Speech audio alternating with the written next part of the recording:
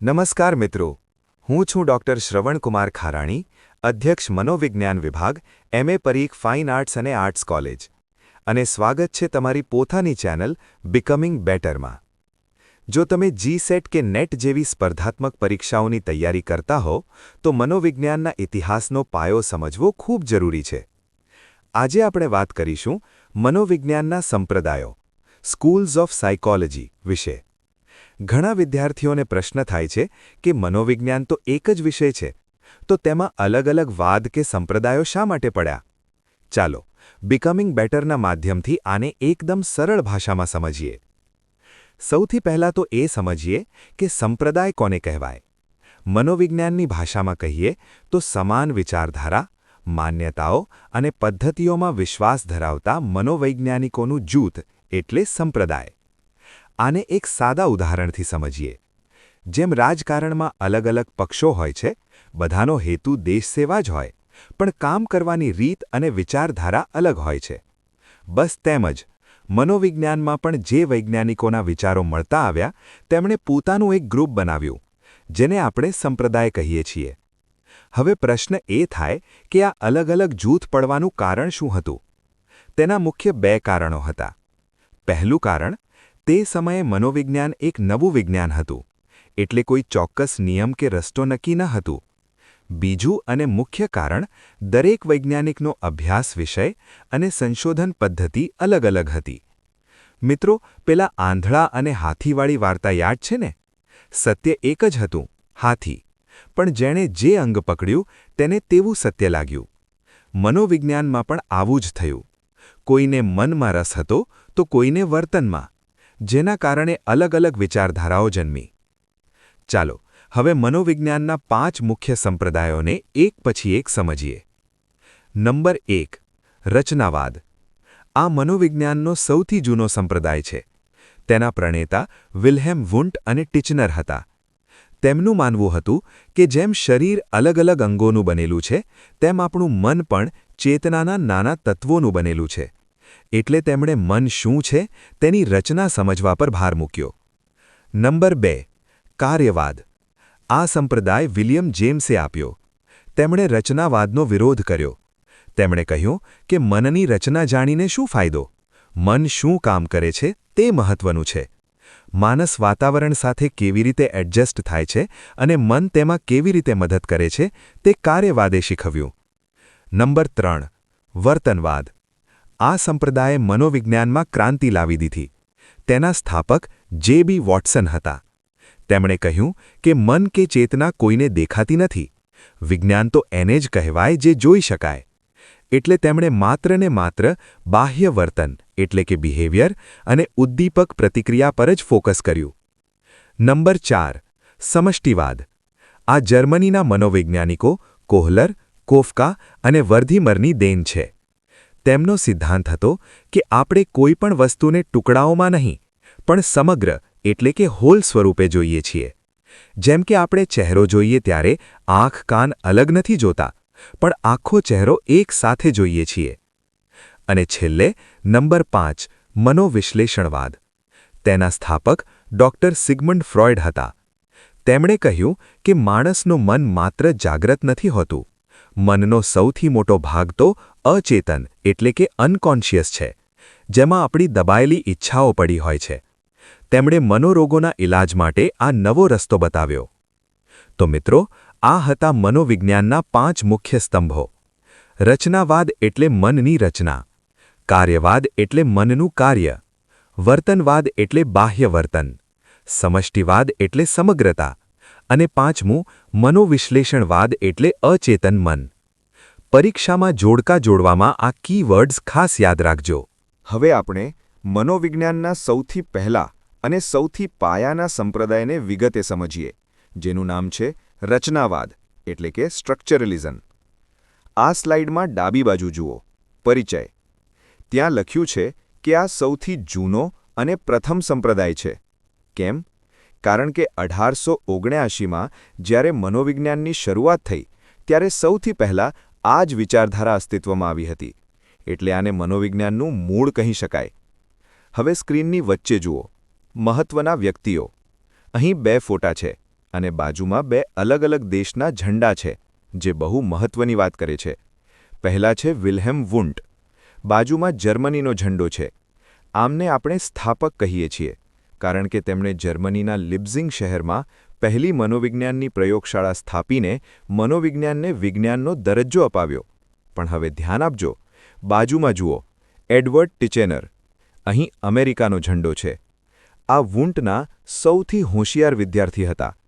તેઓ વુન્ટના વિચારોને જર્મનીથી અમેરિકા લઈ ગયા અને ત્યાં જઈને તેમણે આ વિચારધારાને એક ઓફિશિયલ નામ આપ્યું, રચનાવાદ, એટલે કે સ્ટ્રક્ચરલિઝમ. એટલે યાદ રાખજો, પાયો વુન્ટે નાખ્યો, પણ રચનાવાદ નામ પિચેનરે આપ્યું. હવે જમણી બાજુ જુઓ, મુખ્ય વિચાર. ત્યાં મગજ અને પઝલના ટુકડા દેખાય છે. રચનાવાદનો મુખ્ય હેતુ શું હતો? તેઓ માનતા હતા કે મનોવિજ્ઞાનનું કામ ચેતન મનની રચના તપાસવાનું છે. આને સમજવા માટે તેમણે રસાયણશાસ્ત્રનું જબરદસ્ત ઉદાહરણ આપ્યું છે. જેમ કે કેમિસ્ટ્રીમાં પાણીને સમજવા માટે વૈજ્ઞાનિકો શોધે છે કે તે શેનું બનેલું છે, H2O, હાઇડ્રોજન અને ઓક્સિજન. બિલકુલ તેમ જ વુન્ટ અને ટિચેનર માનતા હતા કે આપણું મન પણ નાના નાના તત્વોનું બનેલું છે, જેમ કે સંવેદના, લાગણી અને પ્રતિમા. તેઓ મનના આ મૂળ તત્વો શોધવા માંગતા હતા. એટલે જ નીચે જુઓ, કેન્દ્રવર્તી પ્રશ્ન. રચનાવાદનો આખો સાર આ એક જ પ્રશ્નમાં આવી જાય છે. મન શેનું બનેલું છે? What is the mind made of? તેમને મન શું કામ કરે છે તેમાં રસ નહોતો. તેમને તો બસ એ જાણવું હતું કે મનની ઇમારત કઈ ઈંટોથી ચણાયેલી છે. હવે આપણે રચનાવાદના ગર્ભમાં ઉતરીએ. મિત્રો, એડવર્ડ ટિચેનરે કહ્યું હતું કે આપણું મન ભલે ગમે તેટલું જટિલ લાગે, પણ તે માત્ર 3 મૂળભૂત તત્વોનું બનેલું છે. આ ત્રણેય તત્વોને આ ચાર્ટમાં ધ્યાનથી જુઓ. પહેલું તત્વ છે સંવેદન, સેન્સેશન. ત્યાં આંખનું ચિત્ર છે. આનો અર્થ શું? આપણી 5 ઇન્દ્રિયો દ્વારા જે પહેલો અનુભવ થાય તે સંવેદન. જેમ કે આંખથી લાલ રંગ જોવો, કાનથી અવાજ સાંભળવો કે નાકથી સુગંધ લેવી. આ પ્રત્યક્ષીકરણનો પાયો છે. બીજું તત્વ છે લાગણી, અફેક્શન અથવા ફીલિંગ. ત્યાં હૃદય અને સ્માઇલીનું ચિત્ર જુઓ. સંવેદન થયા પછી તમને કેવું ફીલ થયું? શું તમને ગમ્યું કે ન ગમ્યું? સુખ થયું કે દુઃખ? આ જે ભાવ જન્મે છે તેને ટિચેનરે લાગણી કહ્યું. ત્રીજું તત્વ છે પ્રતિમા, ઇમેજ અથવા આઈડિયા. ત્યાં કેમેરા અને વિચારના વાદળનું ચિત્ર છે. જ્યારે વસ્તુ સામે ન હોય અને તમે તેને યાદ કરો ત્યારે મગજમાં જે ચિત્ર ઉપસે તેને પ્રતિમા કહેવાય. જેમ કે અત્યારે હું કહું કે પિઝા, તો તમારા મગજમાં પિઝાનો ફોટો આવી જશે. એ છે પ્રતિમા. હવે સૌથી મહત્વનો પ્રશ્ન. આ ત્રણેય તત્વોને તપાસવા માટે તેમણે કઈ પદ્ધતિ વાપરી? તો મિત્રો, નીચે જુઓ, અભ્યાસ પદ્ધતિ છે આંતરનિરીક્ષણ. GSET તૈયારી કરતા મિત્રો અહીં ખાસ ધ્યાન આપજો. આંતરનિરીક્ષણ એટલે શું? ચાલો શબ્દને તોડીને સમજીએ. આંતર એટલે અંદર અને નિરીક્ષણ એટલે જોવું. પોતાની અંદર જોવું અને ચેતનાના પ્રવાહનું વર્ણન કરવું. આ પદ્ધતિનો એક નિયમ હતો. તમારે બાહ્ય વસ્તુ પર ધ્યાન નથી આપવાનું, પણ તેનાથી તમને અંદર શું અનુભવ થાય છે તે કહેવાનું છે. એક ઉદાહરણ આપું? ધારો કે હું તમને ગુલાબનું ફૂલ બતાવો. જો તમે એમ કહો કે આ લાલ ગુલાબ છે, તો વુન્ટ સાહેબ તમને નાપાસ કરશે. તમારે એમ કહેવાનું છે કે મને લાલ રંગનો અનુભવ થાય છે, મને સુગંધ આવે છે અને મને આનંદની લાગણી થાય છે. આને કહેવાય સાચું આંતરનિરીક્ષણ. મિત્રો, કોઈપણ સિક્કાની 2 બાજુ હોય છે. રચનાવાદે મનોવિજ્ઞાનને વિજ્ઞાન બનાવવાની શરૂઆત તો કરી, પણ આ સંપ્રદાય લાંબો સમય ટકી શક્યો નહીં. તેના પતન પાછળ મુખ્ય 3 કારણો જવાબદાર હતા. ચાલો આ સ્લાઇડમાં એકદમ ધ્યાનથી સમજીએ. પહેલી અને મુખ્ય મર્યાદા આત્મલક્ષીપણું, એટલે કે સબ્જેક્ટિવિટી. ડાબી બાજુનું ચિત્ર જુઓ. ત્યાં એક જ ઉદ્દીપક છે, પણ અલગ અલગ લોકો તેનો અલગ અલગ રિપોર્ટ આપી રહ્યા છે. આંતરનિરીક્ષણ પદ્ધતિની આ જ મોટી સમસ્યા હતી. વિજ્ઞાનમાં પરિણામ બધા માટે સમાન હોવું જોઈએ, પણ અહીં વ્યક્તિ બદલાય એટલે જવાબ બદલાઈ જતો હતો. એટલે લોકોએ કહ્યું કે આને સાયન્સ ન કહેવાય. બીજી મર્યાદા મર્યાદિત કાર્યક્ષેત્ર. વચ્ચેનું ચિત્ર જુઓ. કોના પર ચોકડી મારેલી છે? 1. નાના બાળકો, જેઓ પોતાની લાગણી બોલી નથી શકતા. 2 પ્રાણીઓ જે મૂંગા છે અને 3 માનસિક રોગીઓ જેમનું મન અસ્થિર છે. આ પદ્ધતિ માત્ર પુખ્ત અને સામાન્ય માણસો પર જ વાપરી શકાતી હતી. મનોવિજ્ઞાન બધા માટે હોવું જોઈએ, માત્ર થોડા લોકો માટે નહીં. ત્રીજું, આ સંપ્રદાયનો અંત એટલે કે ડિક્લાઇન. છેલ્લે જમણી બાજુ જુઓ. ત્યાં તૂટેલો સ્તંભ અને વર્ષ 1927 લખેલું છે. ખાસ યાદ રાખજો મિત્રો, 1927માં એડવર્ડ ટીચનરનું મૃત્યુ થયું અને તેની સાથે જ રચનાવાદનો પણ અંત આવી ગયો. કારણ કે આ સંપ્રદાય બદલાતા સમય સાથે બદલાયો નહીં અને તે ખૂબ જ જડ એટલે કે રિજિડ બની ગયો હતો. તો મિત્રો, અહીં આપણો રચનાવાદ એટલે કે સ્ટ્રક્ચરલિઝમ પૂરો થાય છે. આમાંથી આપણે શીખ્યા કે મન શું છે, પણ હવે પછીનો સંપ્રદાય આવશે જે કહેશે કે મન શું છે એ છોડો, મન શું કામ કરે છે એ જુઓ. તૈયાર છો ને કાર્યવાદ સમજવા માટે? તો ચાલો આગળ વધીએ. મિત્રો, રચનાવાદના અંત પછી મનોવિજ્ઞાનની દુનિયામાં એક નવી ક્રાંતિ આવી, જેનું નામ છે કાર્યવાદ એટલે કે ફંક્શનલિઝમ. આ ચાર્ટમાં ડાબી બાજુ ઉપર જુઓ, ઉદ્ભવ, ઓરિજિન. ત્યાં અમેરિકાનો ઝંડો છે. ખાસ યાદ રાખજો, રચનાવાદ જર્મનીનો હતો, પણ આ કાર્યવાદનો જન્મ અમેરિકામાં થયો હતો અને તે રચનાવાદના વિરોધમાં જ જન્મ્યો હતો. હવે સ્ક્રીનની બરાબર વચ્ચે જુઓ, આ સંપ્રદાયના હીરો વિલિયમ જેમ્સ. તેમને આપણે અમેરિકન મનોવિજ્ઞાનના પિતા તરીકે ઓળખીએ છીએ. તેમની નીચે એક પુસ્તકનું ચિત્ર છે જે પરીક્ષામાં વારંવાર પૂછાય છે. પુસ્તકનું નામ છે ધ પ્રિન્સિપલ્સ ઓફ સાયકોલોજી, જે 1890માં પ્રકાશિત થયું હતું. મિત્રો, આ પુસ્તક એટલું મહાન છે કે તેને મનોવિજ્ઞાનનું બાઇબલ પણ કહેવામાં આવે છે. હવે ડાબી બાજુ નીચે જુઓ, પ્રભાવ, ઇન્ફ્લુએન્સ. ત્યાં ચાર્લ્સ ડાર્વિન અને ઉત્ક્રાંતિનું ચિત્ર છે. આનો શું સંબંધ? વિલિયમ જેમ્સ પર ડાર્વિનના ઉત્ક્રાંતિવાદ એટલે કે થિયરી ઓફ એવોલ્યુશનનો જબરજસ્ત પ્રભાવ હતો. ડાર્વિને કહ્યું હતું કે જે સજીવ વાતાવરણ સાથે એડજસ્ટ થશે તે જ ટકી શકશે.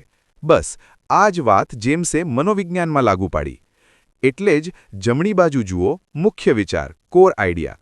ત્યાં જુઓ, મનની રચના પર ચોકડી એટલે કે ક્રોસ મારેલી છે અને મનના કાર્ય પર બલ્બ કે પ્રકાશ છે. જેમ્સે કહ્યું કે મનની રચના જાણીને શું કરશો, તે નકામી છે.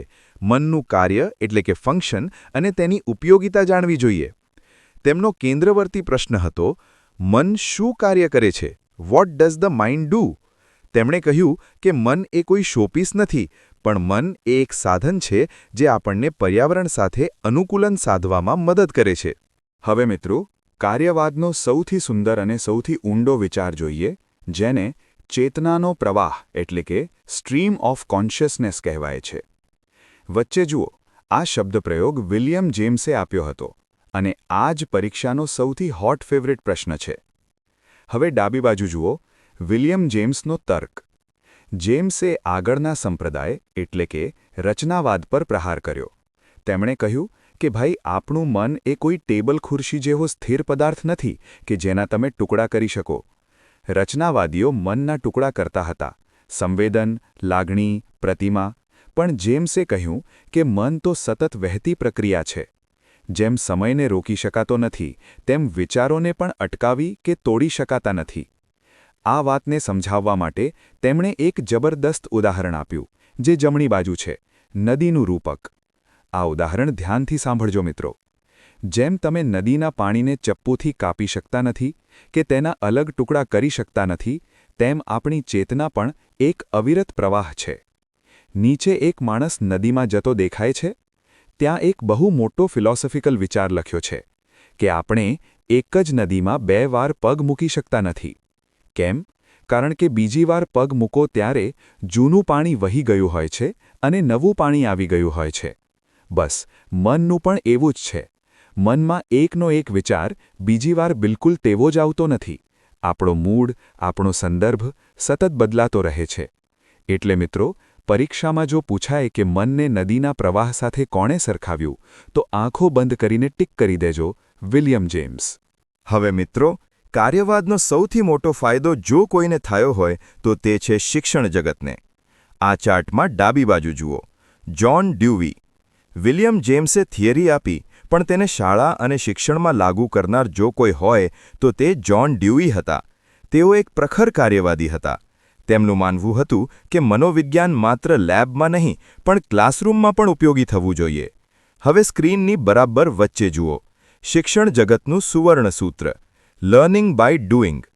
ત્યાં બાળકો પ્રવૃત્તિ કરતા દેખાય છે? ડ્યુઈ સાહેબે કહ્યું કે બાળકને માત્ર પુસ્તક વાંચીને કે લેક્ચર સાંભળીને ન શીખવી શકાય. જો બાળકને સાચે જ શીખવવું હોય તો તેને પ્રવૃત્તિ, એક્ટિવિટી કરવા દો. જ્યારે બાળક પોતે હાથથી કામ કરશે ત્યારે જ તે શ્રેષ્ઠ શીખશે. હવે જમણી બાજુ જુઓ. ગોખણપટ્ટીનો વિરોધ. ઉપરના ચિત્રમાં એક બાળક માથું પકડીને બેઠો છે અને ત્યાં લાલ ચોકડી, રેડ ક્રોસ છે. કાર્યવાદે કહ્યું કે જૂની પદ્ધતિમાં બાળકો માત્ર માહિતી ગોંખતા હતા, જે મનની રચના જેવું હતું. આ નક્કામું છે. તો શિક્ષણનો સાચો હેતુ શું હોવો જોઈએ? નીચે લીલી ટીક જુઓ. જીવનની સમસ્યાઓ ઉકેલવી, પ્રોબ્લેમ સોલ્વિંગ.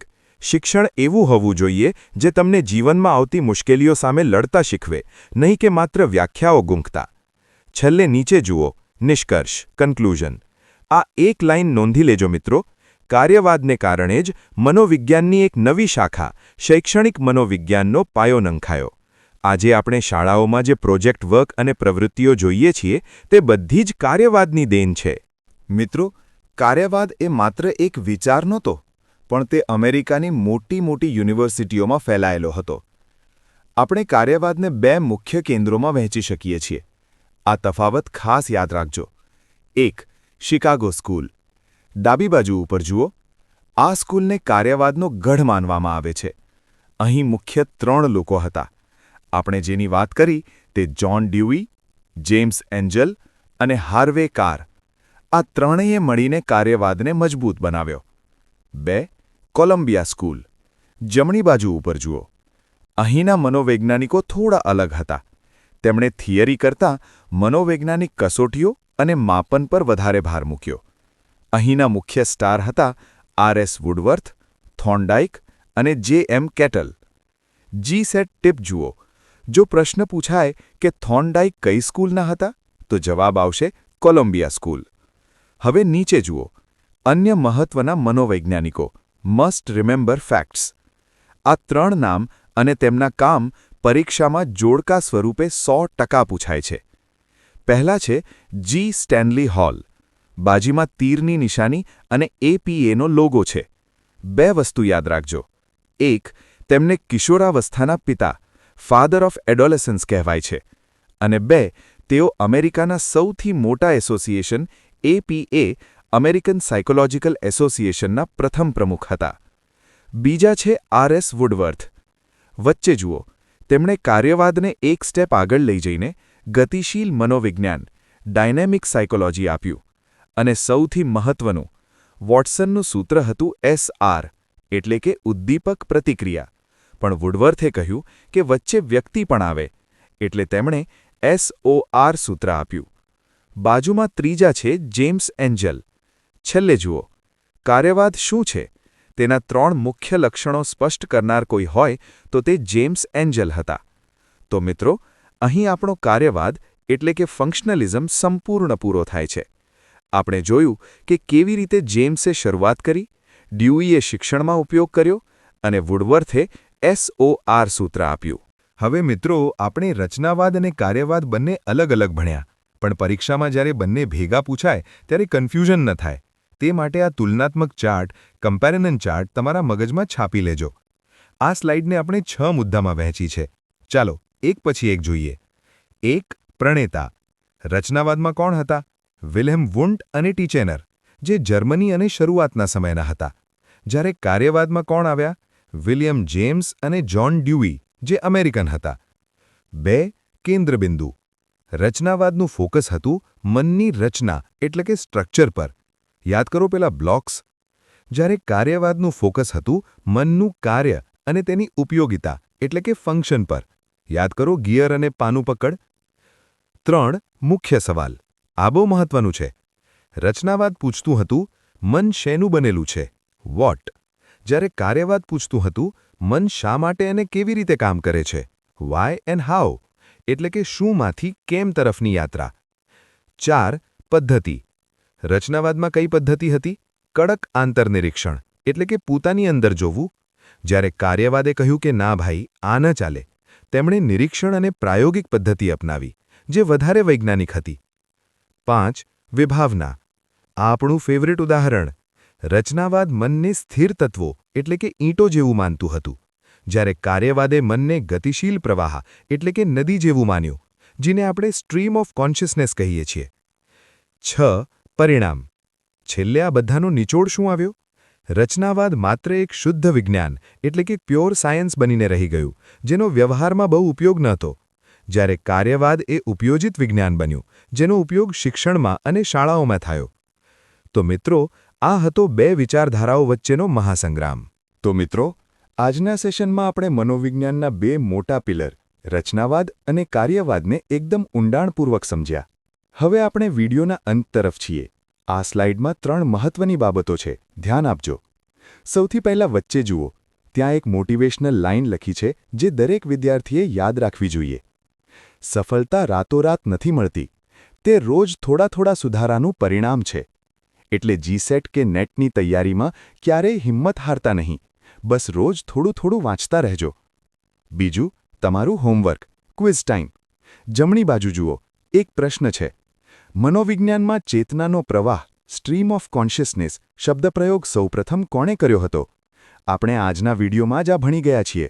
જો તમને યાદ હોય તો સાચો જવાબ મને અત્યારે જ કોમેન્ટ બોક્સમાં લખીને જણાવો.